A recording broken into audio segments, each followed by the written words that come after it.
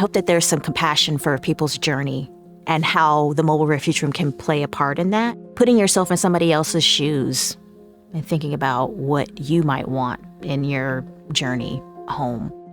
As I often say, take the dreams, the beliefs, and values of society and manifest them in built form. The question is, whose beliefs and values and dreams are you designing for? The idea for the Mobile Refuge Room came from a project that we were working on with the Center of Hope Church in East Oakland. We were working with them to reimagine a defunct charter school that had been sitting empty for about 5 years to house formerly incarcerated individuals. We realized it was going to be cost prohibitive. Building in the Bay Area is just extremely expensive.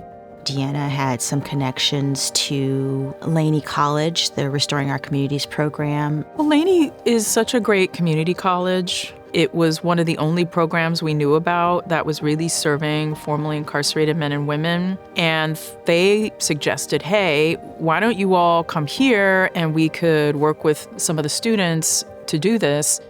What can be built in a small space that gives a student a sense of ownership, but also promotes their work, their studying, and their rest?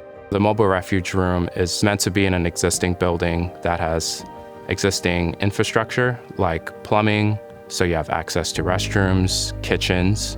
We want to make sure that the Mobile Refuge Rooms aren't just replicating the same conditions prominent in prisons and jails. We really want the space to feel like a place that could really support not only the physical needs, but also the mental needs of the people that are living there. Students were mocking up things that would ultimately become something like a Murphy bed. And, they tested it. They were messing around with the cardboard when our students were really kind of, using every inch of that space to maximize it for themselves. I think that was really special. We were kind of at a loss, like, how do we do this? And so we just started putting stuff together. And then as we started putting it together, the ideas started coming, and it was like, oh, okay, maybe we could put this here. What else do you need in a space? Oh, storage, maybe we could put that there. Need to have like a little window or something, let's put that here, So it just slowly but surely came together. I would contend that the goal of trauma-informed design is very much in that same register of creating a safe space for people.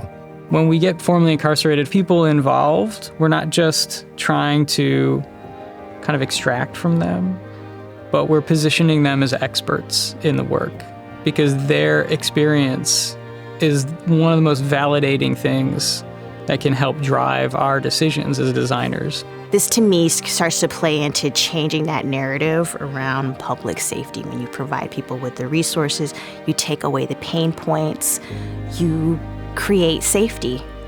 The first resident was someone who was formerly incarcerated. They were open to trying out what it would feel like to live in that space. It was set up in a room where there were 2 other residents who didn't have that level of privacy. It was very telling to have one person within a space who was able to close their door and to have 2 other residents who weren't able to have that level of privacy. Yeah, I think it was a really impactful scenario. I think this is something that is going to continue to inspire us, but I think for us, it absolutely illuminates how much more pressure we have to put on folks to be able to engage housing in a better way. I hope that this can provide that perspective for people to understand what reentry means and what the process is and how this is an entry point for everybody to be able to make a change and to think about things differently. Yeah, that's my hope.